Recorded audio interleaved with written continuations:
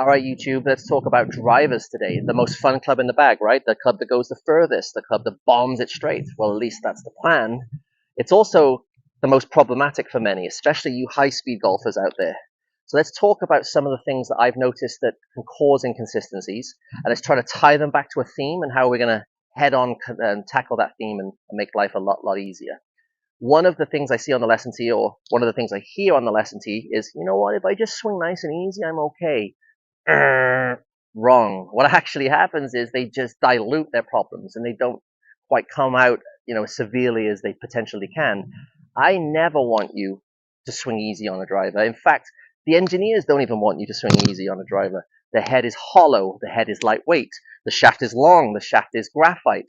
Everything about this is designed to accelerate and whip and snap and crash and bang, and you're meant to really hit this hard. Now, the problem is, and why players love to say, oh, if I just swing easy, I'm okay, well, is they don't quite know where the club is at any moment in time. So I'm going to encourage you today with some tips to learn where the club head is and to learn where you are, and realize that if we can make this X factor, X being the line of the shaft and the plane, and your spine angle being the other line, if we can create that X, you're going to feel so good about delivering the club in the same place every time and releasing it from that point every time.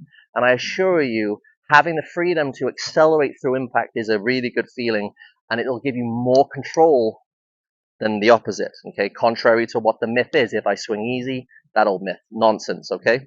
So some of the things I like to feel like, and I am a sufferer of early extension, I've been battling it my whole career, and one thing I notice is as I get into this position, my hips and my spine angle straighten. My pelvis comes forward and my spine angle, I wouldn't say I thrust forward, but my spine angle breaks down. As I get taller here, my spine angle straightens, and from here, I'm too vertical. So my line that was once like this is now like this. That changes the way I can release the club. Usually now my club is released on a vertical plane.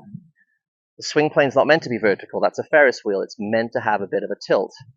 And with the help of a great coach, and hopefully I can share some of that insight for you viewers today, and he showed me, if I can get the club to stand up, or at least feel like it stood up here, as it turns for home, I'm going to feel like my hips push backwards. Watch what happens as I push my hips backwards. You see how the hands kind of fall with me? So now I have a shaft and the butt of the club pointing back down to the golf ball, and my spine is tilting the other way.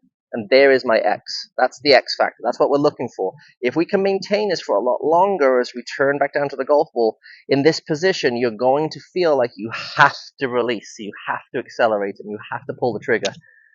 You want that feeling. You never want to hang on to a driver, okay?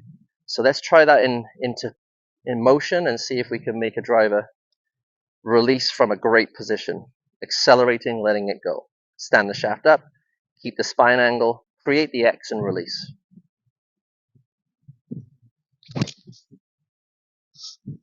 Yep, I'll take that one all day.